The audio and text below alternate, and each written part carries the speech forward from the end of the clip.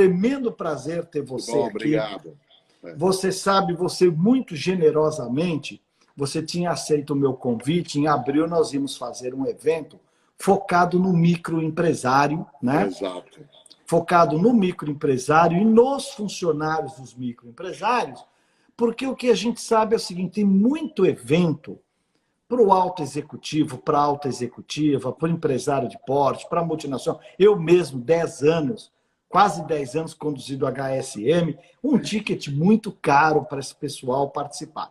Então, quando nós criamos a plataforma Coworking, né, nós criamos para que, será que a gente consegue fazer eventos padrão HSM, mas com linguagem, palestrantes e conteúdos para o microempresário? Essa é a ideia. Tínhamos 6 eventos agendados para esse ano. Você ia participar agora, em abril, do nosso Cowork Liderança. Aí, com a pandemia, cancelamos tudo. Então, o que eu resolvi fazer essa semana? Criar 5 lives essa semana para resgatar alguns dos temas que a gente iria tratar ali para esse pessoal. Então, essa é a ideia. Mário Sérgio Cortella para os microempresários e para os colaboradores do emprego. Claro que tem de tudo. Você é uma pessoa midiática, então tá cheio de gente aí, né? Então essa é a ideia. E a primeira coisa que eu queria te perguntar é o seguinte, hein? Como é que você tem feito suas compras? Ah, não, eu tenho feito num modo que foi inaugurado, Júlio, pelo livro.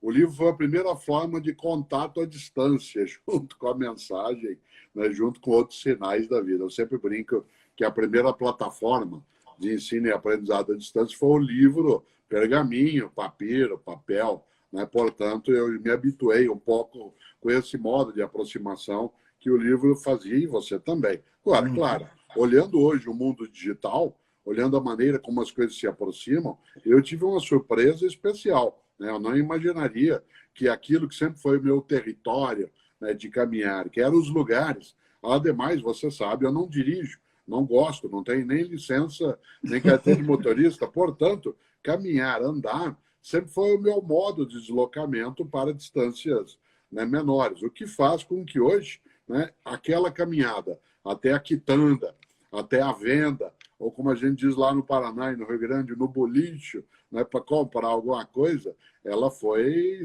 mudada de rota, né? Hoje eu não vou até o mercado, até a quitanda, até a frutaria, ela vem até mim a partir do momento que eu aciono para isso. Então, hoje ela é literalmente on demand. Não, mas você ficou moderno. Você vê, o pessoal resolveu não comprar carro. Você está dizendo que não dirige. Isso. Então, quer dizer, Cortella 5.0 já existe faz tempo. Muito. Inclusive, eu sou movido a carboidrato, proteína e açúcar, né? Isso dá para perceber, né? Isso dá para perceber. Etanol, então, etanol só de vez em quando, mas em outra forma.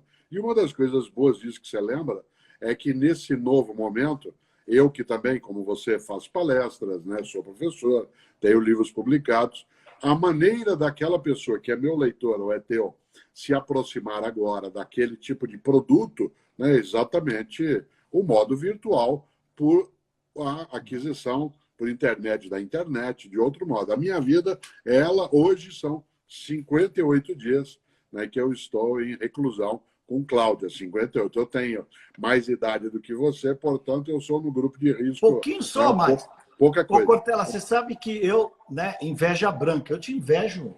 Tem coisa que eu vou conseguir te alcançar, tem coisa que eu nem tento te alcançar. Mas você vê que, ó, no peso. Olha, você vê que a barba não está tão bonita quanto a sua, mas está avançando, hein?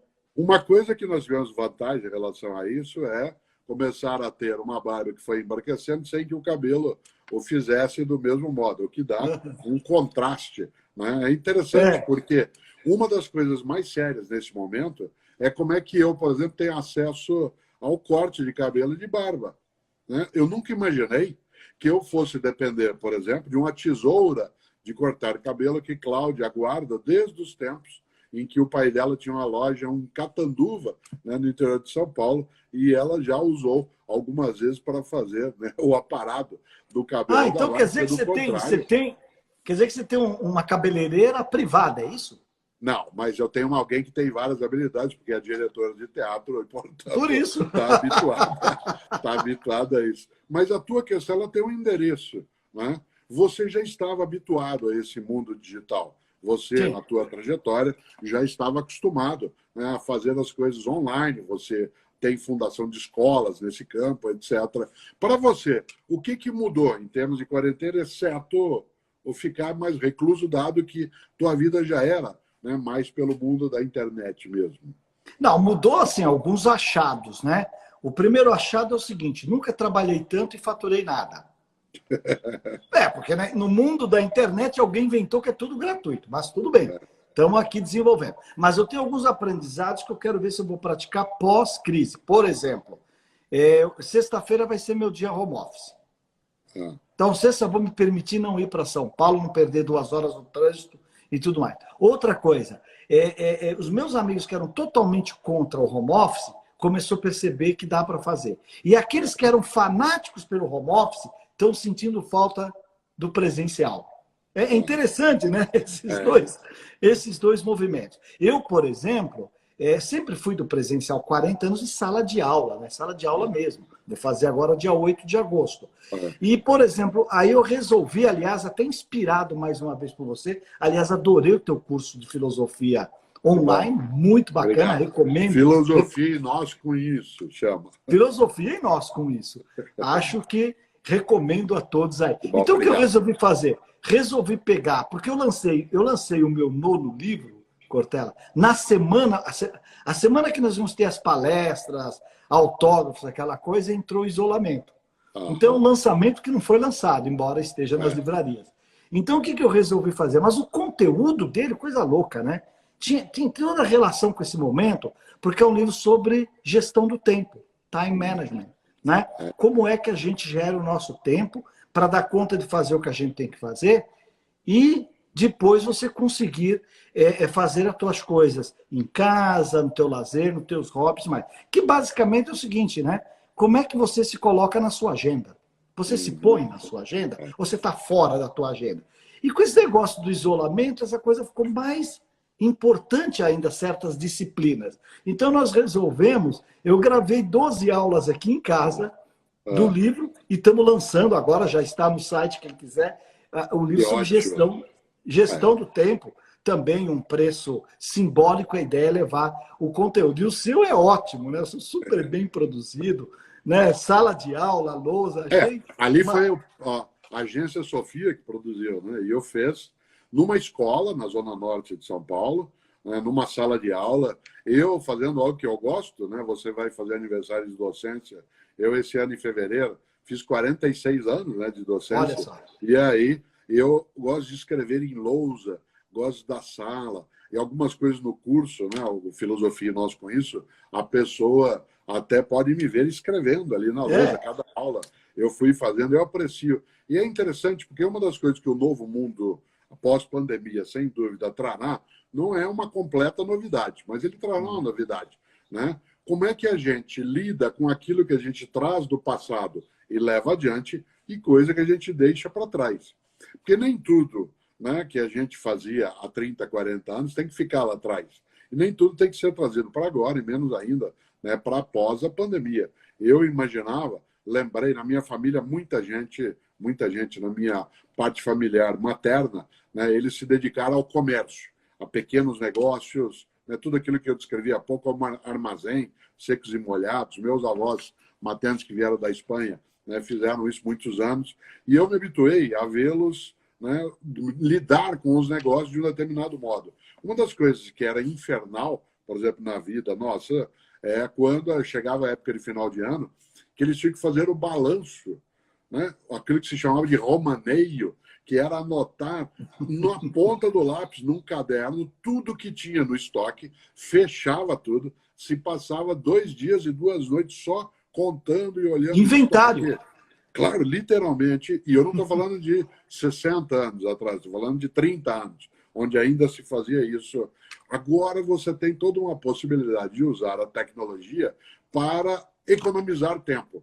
Esse tempo que eles tinham que gastar para fazer tudo isso, e que hoje pode ser feito por uma série de processos e sistemas mais automatizados, especialmente virtuais, eles hoje liberam tempo para que eles, se aqui estivessem, né, Júlio, pudessem estar estudando mais, visitando o cliente, fazendo cursos, olhando a concorrência, tudo aquilo, Sabe né, que eu que acabei, antes não dava, porque o tempo era apertado. eu acabei de fazer a leitura de um livro de um chinês de tecnologia e também um empreendedor serial chamado Kei Fu Lee, um livro maravilhoso, chama Superpowers, né? Superpowers, como que a inteligência artificial está mudando e criando duas superpotências, que é os Estados Unidos e a China.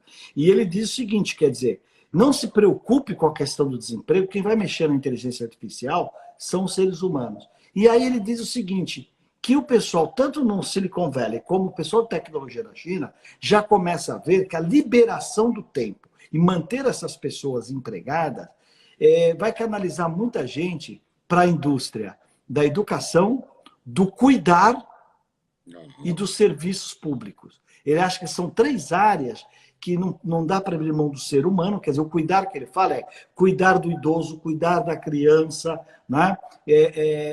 Dos serviços públicos e também da questão da educação, já que nem a escola nem os pais conseguem fazer o ciclo todo da educação. E eu achei interessante que você está falando todas essas atividades são atividades que a tecnologia não vai substituir, né? Uma das coisas mais gostosas é que nós falamos nessa área, você especialmente tem uma formação nesse campo, e numa atividade como essa que nós estamos fazendo agora, a plataforma é virtual, mas a comunicação, o conteúdo, o modo de acesso, o modo de permanência, ele é quase que artesanal, digamos. Nós estamos reproduzindo aqui, por intermédio de uma tecnologia avançada, algo que a humanidade faz há séculos, que é uma conversa. Conversa. Né? Eu, às vezes, brinco, Júlio, que o termo inteligência artificial ele é um pouco relativo. Afinal de contas, pode até ser entendido como sendo artificial aquilo que não está dentro de um ser humano como arcabouço, né? Como invólucro. Mas foi desenvolvida por ele. É claro que a inteligência ali presente ela tem outra natureza, embora eu tenha um temor muito grande de um livro antigo, você chegou a ler um dia, do Michael Crichton,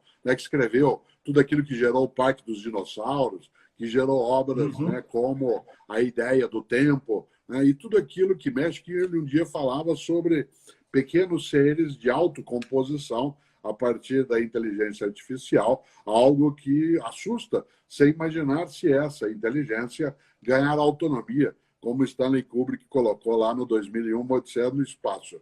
Você teme um pouco isso? Porque não é ser substituído até. Você lembrava algo agora de que não haverá uma substituição e, portanto, nós ficaríamos de fora, né, desempregados. Haverá um outro modo de emprego. Mas ficar no sistema não significa necessariamente ter autonomia, né?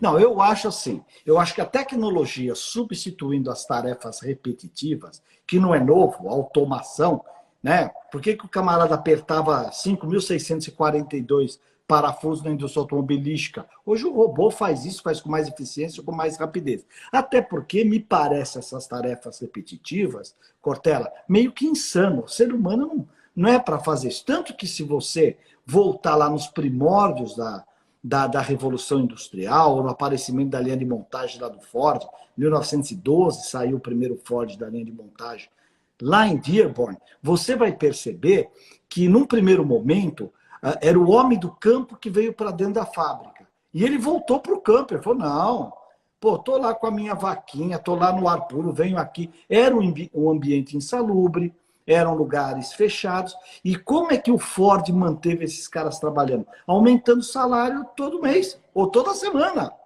E foi aumentando, até que Weber entra com o conceito, né? Peraí, tem que pensar um pouquinho na empresa humanística e tal. Então, eu acho que a tecnologia, para substituir essas tarefas chatas, repetitivas, e que até condicionam, de alguma maneira, o ser humano, você lembra tempos modernos do Charlie Chaplin, que ele saía apertando o parafuso no ar, né? Eu acho que para isso a tecnologia tem um encaminhamento e uma solução muito boa. O que esse pessoal acredita, principalmente o professor Peter Diamandis e o sócio dele na Singularity, o professor Ray Kurzweil, é que essa é uma teoria da abundância, que a tecnologia vai gerar tanta abundância que aí talvez nós possamos garantir, olha o Suplicy aí, uma renda mínima mensal garantida para essas pessoas não necessariamente precisarem, não ficarem a sua manutenção, o seu dinheiro para o dia a dia, e talvez aí se dedicarem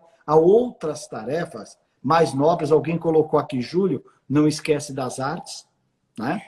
Muito, muito bem lembrado, né? Eu acho que o presidente interpretou mal quando ele ouviu falar do STEM, né? Que uma metodologia que é onde eles dizem que todos os cursos vão ter que falar de science, né? Science, Technology, STEM, Science, Technology, Engineering e Mathematics. E eu vi uma palestra da ministra da Educação da China que eles acrescentaram A, e esse STEM virou STEAM, né? Como se fosse vapor. Esse A é de artes. Mas isso não quer dizer prescindir da literatura, da filosofia, da história, da geografia. Não, mas é nos preparar para o mundo que vai ser tecnológico. Uma coisa interessante que você lembrou, que eu gosto sempre de retomar, o que me assusta, né, no Tempos Modernos do Chaplin, que logo, logo vai fazer 100 anos. 100 anos. Um século. O que me assusta no filme do Chaplin não é ele, vez ou outra, de modo automatizado e apertando parafusos no ar, na roupa das pessoas, nos botões dos colegas. É o fato de que uma hora, quem assistiu ao filme se lembra, e vale vê-lo sempre, ele cai dentro de uma engrenagem. Isso. E por ela passa inteiro e sai incólume do outro lado. Isto é, ele é parte da máquina. Ou seja, ele não será triturado pela máquina porque ele é parte da máquina. Eu acho se tornou a máquina. Assustador naquele momento e agora também com essa marca. E você fala da tecnologia que poderá liberar tempo, as pessoas terão mais acesso a bens de consumo. Karl Marx, que é sempre lembrado pela sua maneira, né, de impactar o modo capitalista de produção, né, com a sua visão diferenciada em relação à produção capitalista, ele tem toda uma concepção, e você já leu isso, sabe, em que ele dizia que as forças produtivas vão se desenvolver de tal modo, usando a técnica, a palavra tecnologia, né, ela não existia ainda naquele contexto, usando a técnica, que haverá um momento que nós vamos ter muito trabalhando menos, e aí ele dirá, olha que coisa, o Marx no século XIX, cada um de nós, escreveu ele como sonho, vai trabalhar só 4 horas por dia, durante 5 dias na semana. Nem existia ainda a semana inglesa, né, com esse modo. E ele dizia 4 horas por dia. E disse, escreveu mais, e o que você fará, né, nas outras 20 horas? Vai repousar, vai pescar, que é um termo que ele usa, né, vai brincar, vai ler e estudar, vai se formar. Do ponto de vista de bens acumulados, eu acho que, em grande medida, a humanidade já tem esse estoque. O que a gente não tem é partilha. Porque se a gente tivesse, além do estoque, a partilha, haveria uma condição muito melhor para que a gente diminuísse. É que nem agora, né, Júlio? Na casa das pessoas, se você tem uma má divisão social do trabalho, para lembrar um parceiro, né, do Max Weber, que é o Emile Durkheim, se você tem uma má divisão do trabalho, né, isto é, alguns fazem muita coisa e outros fazem pouca coisa dentro de casa, nesse momento de junção, claro que sobrecarrega, né, quem está fazendo mais coisas. Mas se todas as tarefas são divididas de modo igualitário e proporcional à capacidade e à necessidade de cada um, haverá uma forma de repouso muito mais expressiva. Eu acho que um dos aprendizados em relação a essa pandemia é que trabalho de casa dá muito trabalho. Você está lavando muita louça? A minha tarefa aqui ficou assim, a Cláudia fica com tudo que é faxina, ela cuida da roupa dela e eu da minha em relação à lavagem, cuidado. Algumas coisas ela faz em relação a isso, porque ela tem mais habilidade, e outras, e eu fico com louça e cozinha. Isto é, toda a alimentação, né, a parte de fazer as coisas e cuidar de tudo que é louça. Então, eu acho que ficou com uma parte boa, hein? Claro, e eu gosto de fazê-lo. Né? Isso permite que nós dois tenhamos mais tempo liberado. Se eu ficar só fazendo coisas ou só ela, é claro que nenhum de nós dois, né, vai ter possibilidade também, né, de aproveitar os momentos que não são tão difíceis nesse momento difícil, né, que se vive agora. Portanto, uma divisão do trabalho mais inteligente numa empresa, seja ela micro, média, grande, uma divisão do trabalho numa sociedade como numa família, faz com que haja, e eu volto ao teu tema do novo livro, faça com que haja uma economia de tempo, um melhor uso do tempo, e aí eu posso me agendar. E uma das coisas boas é eu me agendar, como a expressão que o senhor usou, né, para que eu possa fazer aquilo que eleva minha competência, minha capacidade, que é estudar, autodesenvolvimento, ir buscar coisas, tudo aquilo que a gente nem sempre consegue, né, nesse tempo. Mas eu sei, é que você também, para quem está aqui nos assistindo, nossos internautas, temos 4.000 pessoas ao vivo, mas é o seguinte, o Cortella também tem uma outra coisa que eu invejo muito, que é o seguinte, ele diz que ele dorme 4 horas por noite, 5 horas. Não, isso é em sequência. Por exemplo, eu acordo normalmente 4h30 da manhã, 5 horas. Esse tempo agora, eu tenho acordado mais às 5 horas. E todos tem acordado os dias, tarde, então? Não estou acordando tarde, mas eu deito e aí eu durmo sim. 5 horas, 5 horas e pouco, mas eu durante o dia, isso em qualquer momento, com pandemia ou sem pandemia, eu faço aquilo que no Sul a gente chama de dar uma cesteada, né? Isto é, eu sento, não deitado na cama, porque tem pessoas que chegam até a tirar a roupa, pôr pijama, deitado na cama, isso eu não faço. Mas a minha vida inteira, aliás, eu desenvolvi um modo de cochilar após o almoço, não só em casa. Eu, durante 35 anos, como você sabe, dei aula na PUC São Paulo, né? E eu consegui desenvolver uma tecnologia e uma técnica de cochilar após o almoço sentado no banheiro, né? Aquele banheiro que tem aquelas cabininhas, Sim. que você baixava a tampa do vaso, sentava, colocava a cabeça, né, aqui no azulejo e encostava um dos pés, sem colocá-lo na porta, mas fazendo, né, uma espécie de quina, e ali dava para cochilar 15 minutos tranquilamente. Isso eu faço até hoje. Portanto, eu sempre digo algo que você já ouviu, até livro sobre isso, a disciplina e a organização da liberdade. Sim. A disciplina e a organização da liberdade. Quanto mais eu ordeno bem o que faço, mais tempo ficará para que eu faça bem aquilo que eu quero fazer com muito mais prazer e alegria. Poxa, eu devia ter te trazido para a coautoria do livro, porque é exatamente o que está aqui, né? Só que eu chamo de foco, disciplina e organização. Isso. Quer dizer, a junção da organização, quer dizer, trabalhar organizadamente, com foco, que é você ter metas claras para o teu dia a dia, e a disciplina é fazer o que você disse que ia fazer. Porque a gente sabe, Cortella, mesmo no ambiente empresarial, às vezes, é uma pergunta constante em sala de aula. Professor, por que muitas empresas planejam uma coisa e não cumprem o planejamento? Por que planeja e não acontece? Né? E normalmente é porque a gente... O que é planejar? É decidir o que fazer, é só isso. Então você decide fazer uma coisa e faz outra. Quando você decide fazer uma coisa e faz outra, você não testou o que você tinha planejado, então você não sabe se vai dar certo ou não, né? E se o resultado for muito aquém, você vai se arrepender. Então essa questão da disciplina, tanto no plano individual como no plano coletivo, é fundamental. Aliás, o filósofo é você, mas Heráclito dizia que a repetição faz o hábito e o hábito faz a eficiência. Estou certo, professor? Ou no meu hábito hoje, eu descanso no sofá, né? A minha cochilada, o novo hábito que eu não deixei de ter. Mas agora, você sabe que é no sofá, sentado. Você é sentado e não deitado. Agora, mas você falou uma coisa... Fale. Pois não, Cornélio. Você falou uma coisa especial. É que é o seguinte, a semana passada eu falei com a Isabela Camargo, né? Grande, a querida Isabela Camargo, que está pesquisando e hoje ela orienta as empresas para evitar a crise de burnout, que foi colocada pela OMS como uma doença do trabalho. E eu disse a ela que eu adquiri o hábito de fazer pequenas pausas. Sim. Que talvez seja equivalente à tua siesta, né? E a pequena pausa é isso. A pequena pausa não é ir deitar. Às vezes eu vou contemplar a natureza, às vezes eu dou uma volta, às vezes eu tomo um café, ou às vezes eu sento mesmo e fico sem fazer nada. A mim me ajuda demais. Sem dúvida, eu também faço. Eu tenho o hábito de, às vezes, 2 vezes a cada período de trabalho, levantar para comer uma banana, né? Literalmente. Né? E eu gosto. Isso leva a movimentar, mexe. E você lembrou algo em relação ao planejamento que as pessoas sempre te perguntam? Eu cito bastante Publio Ciro, um grande pensador latino do passado, que dizia sempre que um planejamento que não pode ser mudado não presta. Um planejamento que não pode ser mudado não presta. Porque um plano, um projeto, ele não é uma amarração. Ele é uma possibilidade de antecipar o que precisa ser feito, como será feito, com quem será feito e em que prazo será feito.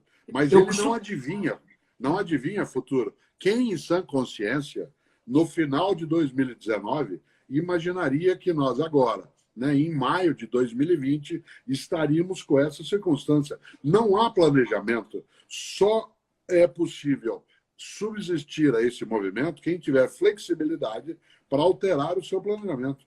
Né? Eu acho que tem Você dois sabe grandes... o impacto que isso tem para nós. Nós planejamos caminhar na nossa conversa até 17h30. Ora, a gente podia ter atrasado o início, não atrasamos, por qualquer circunstância. Acabou a energia, caiu o celular, seja o que for. Tem que ter flexibilidade, né, para seguir adiante. Aí vai. Eu acho que tem dois grandes defeitos que pode ter um planejamento.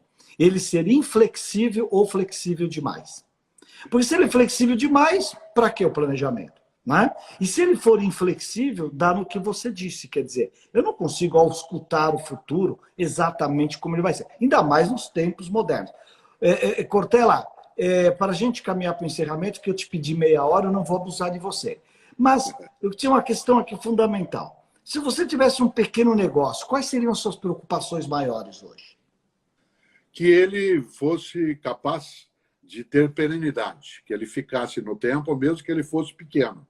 Não necessariamente eu perderia a ambição de que ele pudesse crescer, mas a minha meta imediata era a sobrevivência dele como um negócio que, mesmo pequeno, fosse sólido, consistente, tivesse relevância econômica, que me oferecesse, né, como empresário ou microempresário, o retorno financeiro necessário para aquilo que eu preciso, mas sem perder o ponto de vista de que ele poderia crescer e ir adiante. E eu sei, né, que a grande meta minha, se eu tivesse uma empresa dessa natureza, um pequeno negócio, seria procurar ferramentas que o ajudassem a ter uma capacidade de estar no mercado, mesmo com todos os movimentos que ele possa vir a ter. Portanto, como lembrava você, uma flexibilidade sem que ela fosse volubilidade, né? Porque ser flexível é mudar de rota quando preciso. Ser volúvel é mudar qualquer movimento. O vento bateu, né, se altera. Por isso, se eu tivesse um pequeno negócio, minha preocupação não era ele ser pequeno, era ele ser, isso sim, um negócio que de qualquer tamanho fosse sólido, relevante, sustentável, sustentado e, ao mesmo tempo, claro, que me oferecesse não só retorno financeiro, mas projeto de vida e alegria. Hoje fala-se muito em propósito, né? Que o que embala, o que dá sustentabilidade ao negócio ele está alinhado com o seu propósito. O propósito não precisa ser um propósito magnânimo, né? Mas propósito até de ser feliz, de viver bem, de mudar alguma coisa na sociedade, de gerar emprego, pagar impostos. Porque eu costumo dizer o seguinte: se você tem um negócio e você emprega e paga impostos, você já está fazendo uma grande contribuição na sociedade. E nós sabemos que mais de 90% dos empregos gerados nesse país não são as grandes multinacionais, não são os grandes bancos, não são as grandes empresas, embora também precisemos delas e todos os elogios a elas, mas é o pequeno negócio, o pequeno empreendedor, é o dono da padaria que tem lá 5 pessoas trabalhando com ele, ou a quitanda que você disse que você frequenta, que agora ela vem até mim, Olha que mudança, que grande mudança, hein? Exatamente. Cortella, mas isso não tira o meu gosto de ir até ela quando a gente tiver segurança para fazê-lo. Com todo o respeito à lógica, olhar ali os produtos, poder, quando no Brasil ainda é permitido, na Europa jamais, apalpar, né, as frutas. Né? Na Europa, se você fizer isso, tem que pagar imediatamente. Né? Mas hoje de manhã um amigo meu perguntou, mas e aí? Eu falei, e aí? Tô que nem você, dou minha caminhada, volto e tal. Falou, mas do que você está sentindo falta? Falei, você não vai acreditar, mas da média com pão com manteiga da padaria. E eu sei que você também gosta disso, né? Nossa, sim, gosto. Uma das coisas que eu gosto, e eu aproveito para agradecer também, né, a nossa conversa aqui, não é só a média na padaria, mas é uma coisa de caipira, que eu sou de Londrina, que é você pegar o pão com manteiga e molhá-lo. Molhar! Em italiano, chuchá-lo dentro ali do pão, né, do leite com café. Aquilo dá um sabor absolutamente inédito, porque junta manteiga, que é a gordura, com o pão, né, com o sabor do café com leite, o açúcar, o adoçante, fica um mix que é um pouco a nossa capacidade de encontrar sabor naquilo que, em princípio, pareceria Mas eu absolutamente adoro. confuso. Eu adoro e para mim está tudo bem. Cortella, vou te agradecer demais. Estamos aqui há 32 minutos, pedi 30 minutos para você, né? Nós vamos essa semana continuar aí atendendo o microempresário. Amanhã nós vamos falar de vendas com o Tomanini. Depois nós vamos falar com o Fred Trajano sobre como a plataforma online, até do Magalu, pode ajudar o microempresário. Que é uma coisa bacana, essa coisa da colaboração, né, Cortella? Uma empresa mega, enorme, com o Magalu, com mais de 1.000 lojas. Na plataforma deles, eles têm mais de 6.000 pequenos empresários ancorados na plataforma dele. Às vezes com produtos que concorrem até com os dele. Então, essa coisa da colaboração é muito bacana. Quero te agradecer. Obrigado. Quero lembrar, então... e na sexta-feira tem o TAS. O Marcelo Taz. Professor Tibúrcio volta. Professor Tibúrcio, né? Agora lá com Provocações na TV Cultura. Fantástico, Marcelo Taz, na sexta-feira. Então, Cortella, super aliás, obrigado. Hoje, Provocações, viu? É na terça-feira. É na terça-feira, Provocações da TV Cultura. É hoje. É hoje. É hoje na Cultura. Vamos prestigiar, porque são programas inteligentes que mexem. Aliás, que nos provocam, não é verdade? Como você, Cortella, tem uma capacidade imensa de provocar a gente o tempo todo. De coração, eu quero te agradecer. Obrigado a todos. Amanhã a live vai ser feita pelo Instagram do Coworking, do Coworking _2020. Então entrem por lá amanhã, tá bom? E quiserem me prestigiar aí, o curso está online lá no carlosjulio.com.br. Tá certo? Cortella, super beijo para você. Um abraço, obrigado. Um grande abraço para você.